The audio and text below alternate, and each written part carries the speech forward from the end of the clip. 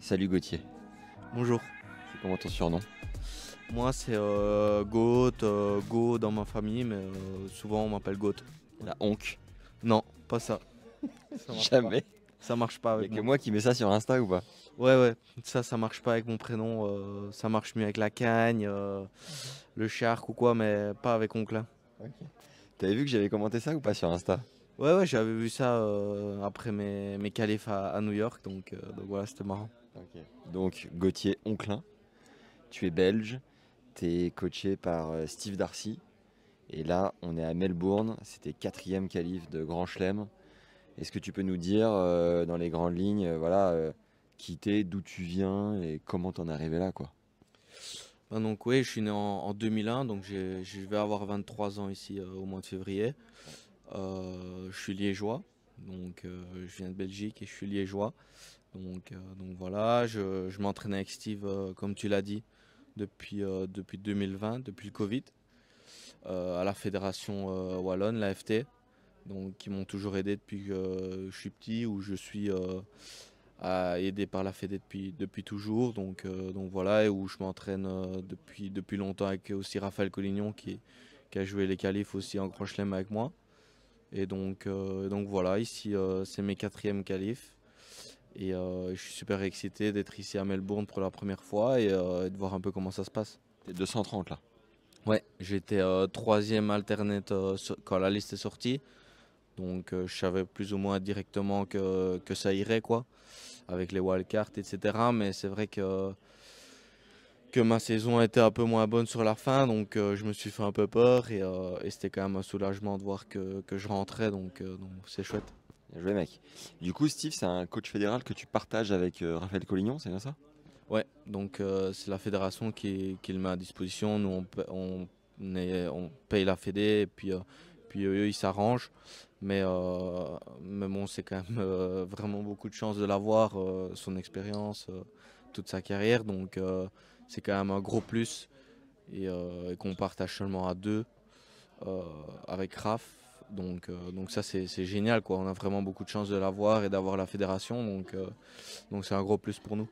Et vous devez payer combien la Fédé pour l'avoir? Tu peux nous dire un peu ou c'est privé? Ben, en tout cas, c'est raisonnable et je pense qu'on est quand même gagnant et que la Fédé wallonne, parce qu'il y a deux fédérations malheureusement en Belgique, Ouais. avec les deux langues différentes. Donc la FT nous aide vraiment depuis, comme j'ai dit, depuis qu'on a 8 9 ans, on fait des rassemblements, des choses comme ça. On a été à l'internat depuis qu'on a 12 ans, on a fait toutes nos humanités. Donc franchement, c'est vraiment un chemin qu'on suit depuis 15 ans et c'est vraiment génial d'avoir cette continuité-là. Énorme. Est-ce que tu peux nous décrire ton style de jeu? À quoi ça ressemble? On fait à peu près la même taille, je crois, hein. Pas immense, hein? Non, je fais 1m80, donc Ah non, c'est t'es plus grand que moi, ouais. c'est pas, ouais, mais c'est pas énorme quand même. Ouais. Donc voilà, mon service, c'est pas vraiment ma plus grosse arme, je vais dire. Un peu dû à ma taille aussi. Et voilà, je pense que je suis un joueur un peu de fond de cours, assez agressif et avec un bon retour. Je pense que ça, c'est une de mes forces. Mais voilà, plutôt complet et voilà, assez complet, je vais dire, du fond de cours. Et ça bosse la stratégie à fond. Tu compenses comment le fait de jouer contre des mecs qui sont un peu géants, qui tapent comme des brutes? C'est quoi ta force à toi, quoi? Bah, comme j'ai dit, c'est le retour déjà. Je pense que ça, c'est un point qui compense un peu parfois mon service. Et, euh, et ouais, on travaille quand même beaucoup tactiquement, beaucoup physiquement pour essayer de contrer un peu ce manque de taille pour l'explosivité, etc. Ouais. Et puis oui, tactiquement, je pense que avec Steve, lui aussi a dû trouver pas mal de solutions dans sa carrière pour gagner des matchs. Donc à ce niveau-là, je pense que c'est là où ils mettent vraiment le plus. C'est vraiment au niveau tactique, au niveau de la gestion des matchs. Et avec Ananda aussi, qui est notre haute coach à la fédération. Donc ça, c'est vraiment des points importants et qui maintenant qu'on voit quand on monte dans le niveau, dans les tournois, bah, c'est vraiment des petits détails qui font la différence, des petites gestions de match, des choses qu'on change pendant le match qui peuvent faire tourner un match. Donc ça, c'est vraiment un axe de travail. Mentalement, t'as un coach? Mentalement, j'ai un coach, je travaille avec Michel Villacorta en Belgique. Et Et voilà, je trouve ça aussi vraiment important. Je pense que c'est aussi une des raisons qui ont fait que j'ai fait le petit gap pour les qualifs de Grand Chelem. Donc voilà. Comment il fait pour te lever des barrières que tu peux te mettre parfois dans la tête? Nous, on fait pas mal de visualisation, donc essayer de se préparer un peu en amont des matchs, etc., des entraînements pour vraiment être prêt et essayer d'un peu visualiser dans ta tête ce qui va se passer. Donc ça, je trouve que tu te sens beaucoup plus préparé en fait aux différents événements qui peuvent se dérouler pendant le match, parce que tu l'as un peu en quelque sorte vécu avant. Donc ça, c'est une chose, un peu d'hypnose, et puis voilà, discuter, un peu parler des choses que moi je ressens, qui me bloquaient un peu parfois. Et voilà, c'est un travail, je vais dire, de fond, de longue haleine, et je trouve que c'est vraiment important maintenant. T'arrives à te foutre à poil quand tu lui parles ou tu sens que parfois il y a des trucs que t'arrives pas encore à sortir quoi. Un peu l'ego, tu vois. Ouais, c'est sûr qu'il y a des trucs que j'aime bien un peu garder pour moi, mais je pense que c'est quand même important de vraiment se livrer un maximum. Moi, j'ai un peu l'habitude de garder un peu pour moi, quand même avec les coachs, etc. Donc, c'est aussi un travail que je dois faire parce qu'eux, ils ont besoin aussi de savoir un peu ce qui se passe dans ma tête, etc. Même si Steve me connaît très très bien. Et donc voilà, c'est aussi à moi de faire un effort à ce niveau-là pour que eux me comprennent encore mieux. T'as été numéro 8 mondial junior. Euh, T'as toujours été dans les meilleurs du coup en étant jeune? Non, pas dans le top, je vais dire. J'ai toujours été dans les bons, dans les premiers de mon âge en Belgique, mais j'ai jamais été vraiment dans le top, quoi. Et, euh, et je pense que ça, c'est chouette maintenant de pouvoir se dire qu'on monte et qu'on suit le parcours des autres. On voit ceux de mon âge, les meilleurs de mon âge qui sont déjà tout en haut. Ouais. Euh, j'ai joué contre Holger Rune, contre Musetti, contre tout ça, donc ça c'est encore un autre niveau. Mais, euh, mais les gens de mon âge avec qui j'étais, bah, ils sont à peu près à mon classement, donc c'est chouette de un peu suivre tous les mecs de son année et de voir un peu le développement de chacun. Chacun à son rythme. Moi j'ai été assez lent avant, et puis là ici j'ai fait vraiment un bond depuis l'année passée, donc voilà, c'est vraiment excitant de participer à ces gros tournois ici, et de voir un peu ce qu'on peut faire. Tu dis que t'as jamais été dans les meilleurs, mais t'as été top 10 quand même chez les jeunes. T'as gagné l'Orange Bowl en double, tu me disais.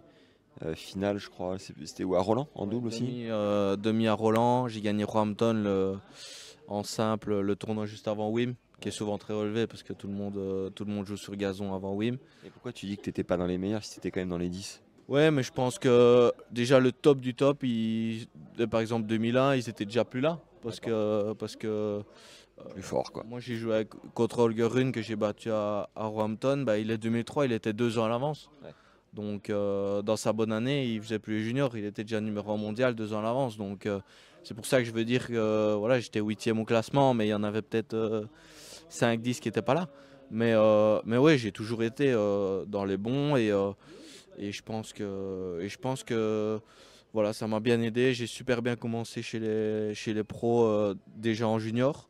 Et puis malheureusement, le Covid a vraiment un peu tout arrêté. Et ça a été compliqué pour moi de relancer un peu la machine après. Chez les mecs, il y a pas beaucoup de marge de manœuvre. Vous jouez tous l'acier trempé. C'est quoi la différence avec un Holger du coup que tu as côtoyé chez les jeunes? Tu la sens où particulièrement? Parce que bon, vous avez tous joué très très bien au tennis, quoi.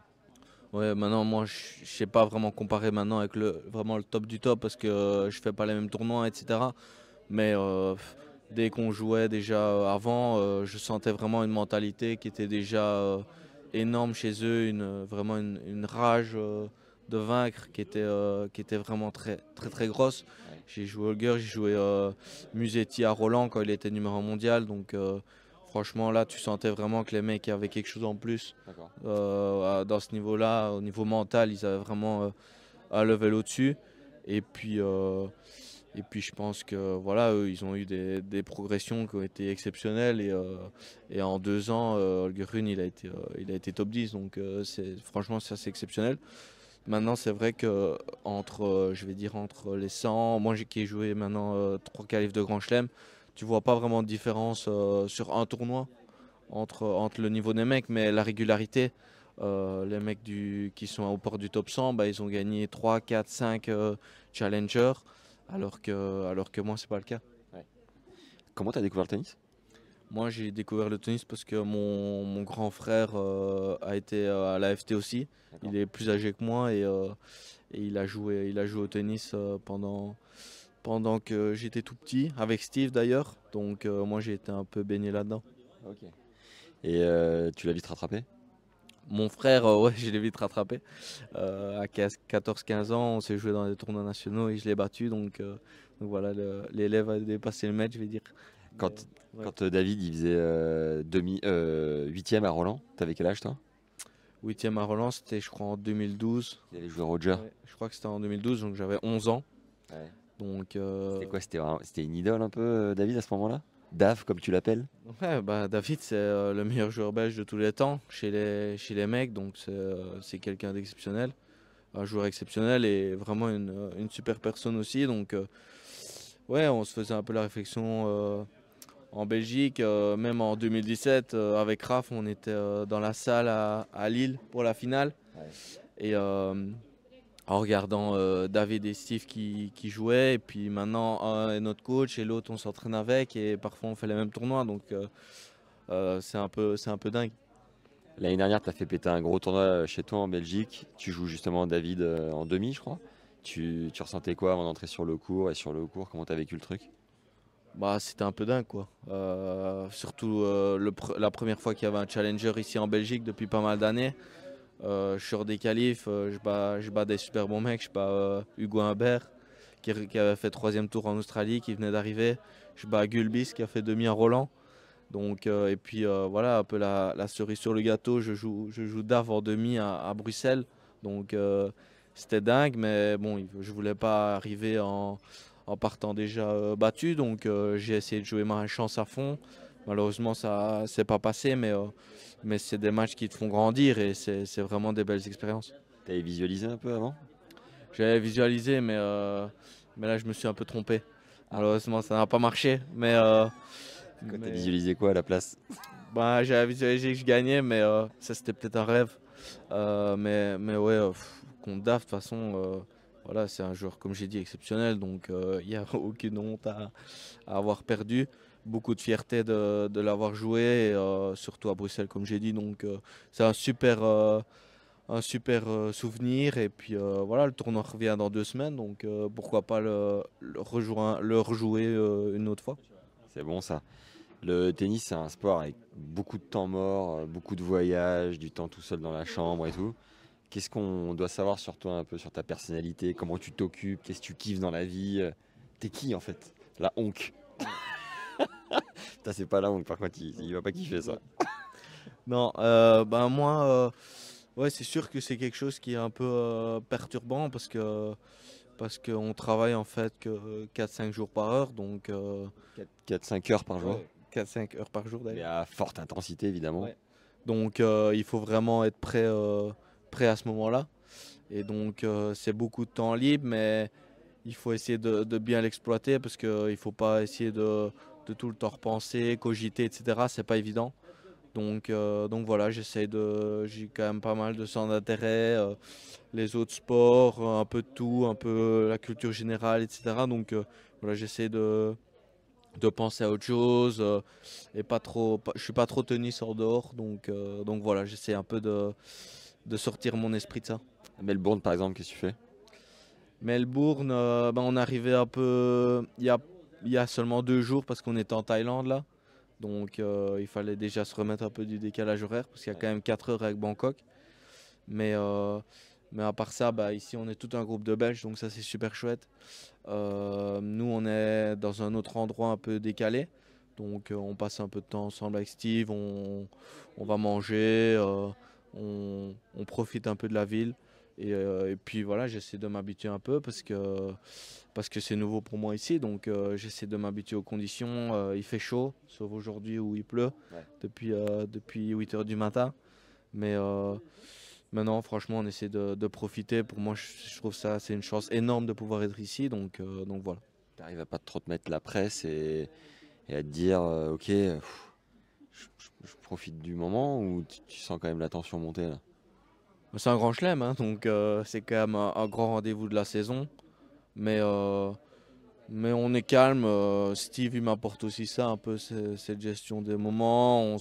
On essaie de pas trop se prendre la tête. Et voilà, j'essaye de me concentrer sur moi, sur mon jeu, les trucs qu'on travaille depuis le début depuis le début de la pré-saison. Et donc voilà, on verra bien mercredi comment ça se passe. T'as pris du muscle un peu pendant la pré-saison? Ouais, même si je suis déjà assez massif, donc c'est pas la priorité. Le mieux c'était l'endurance quand même. Ok. Parce que l'année passée, ben, une saison Challenger, c'est ma première où j'ai fait vraiment que des Challengers. Ouais. Et tu te rends compte que ben ouais, pendant 30 semaines par an, tu dois être au taquet. Ouais. Donc voilà, on a travaillé beaucoup sur le fond parce que, comme j'ai dit, en fin de saison, j'ai un tout petit peu baissé. Donc pour essayer d'avoir ça un peu moins et d'améliorer ça, on a bien travaillé et j'espère que ça va porter ses fruits. Si c'est pas ici, peut-être un peu plus tard. Financièrement, tes parents t'ont aidé étant jeune et comment ça s'est passé en fait? Ouais, mes parents m'ont toujours aidé. Euh, donc voilà, comme j'ai dit, l'AFT, elle nous a aussi beaucoup aidé. Ouais. Et elle nous aide toujours. Donc on a beaucoup de chance de les avoir.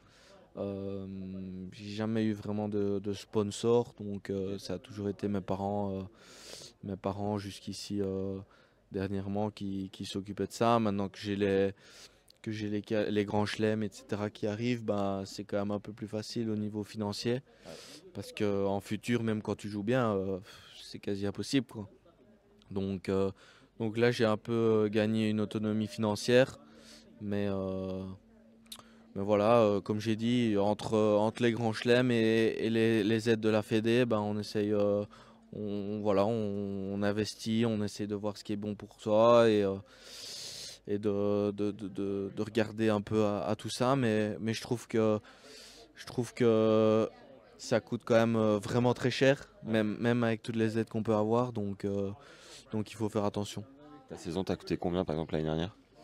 Bah, ma saison, elle m'a coûté ce que j'ai donné à la Fédé, plus un peu tous les frais. Donc moi, c'est un peu diminué, mais je pense qu'on est à un bon 25 000 euros. Pas plus. Non. Et comment t'as fait? Ben, comme je l'ai dit, j'ai les aides de la fédération. Ah Donc, oui, oui, oui, d'accord, ok, ok, ok. mais eux, ouais, je pense ils payent vraiment beaucoup. Ouais. Et voilà, une tournée par exemple comme ici, je pense que c'est minimum 10 000 euros de frais en tout. On en parlait avec Steve. Donc c'est énorme. Donc ici, si tu te qualifies pas, ben c'est compliqué. T'as réussi à gagner ta vie l'année dernière du coup?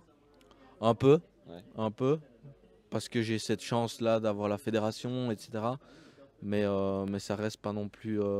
Voilà, il faut investir. Quand je suis en Belgique, j'ai des kinés, j'ai plein de trucs. Donc il n'y a pas que les tournois, il y a tout un truc autour. Mais c'est sûr que les grands chelems, ça aide bien. Et les frères Rocus et Marc Rosset? Bah non, putain, Suisse, rien à voir. Bien joué, superbe, superbe la question. Les frères Rocus, c'est des gars avec qui t'es proche, qui t'ont conseillé un peu ou pas forcément? Non, les frères Rocus, ils sont plus vraiment à la Fédé. Ok, Il y en a, je pense qu'ils sont aussi pas mal dans le golf maintenant. d'accord. Donc non, je les côtoie pas souvent. J'ai vu Olivier une fois l'année passée, mais sinon non. Tu joues qui là au premier tour? Je joue Kovacevic, un Américain, 110. Déjà joué? Non, Comment tu le sens? on verra bien. Tendu? Non, pas spécialement. Allez, je suis rentré en last minute, donc je suis favori de rien du tout. Et voilà, je pense que j'ai confiance en mes qualités, mais comme j'ai dit, je veux pas me mettre de pression et on verra bien comment ça se passe. J'ai bien joué dans les 3 autres grands chelems, j'ai fait 3 fois deuxième tour en qualif et à chaque fois avec des bons matchs, donc c'est ça la priorité, faire des bons matchs, essayer de progresser, prendre de l'expérience et voir un peu où je peux encore travailler. Allez, bon match. Merci beaucoup. Merci d'avoir pris le temps, c'est cool. Avec plaisir. À la prochaine, Gauthier. Merci. Ne partez pas tout de suite, je me suis fixé une mission à Melbourne pour vous coacher les légendes, c'est de récupérer le conseil numéro 1 de Goran Ivanisevic, coach du grand favori du tournoi et numéro 1 mondial Novak Djokovic. Abonnez-vous à notre newsletter gratuite en lien juste en dessous dans la description pour recevoir le sésame du vainqueur de Wimbledon 2001, c'est cadeau.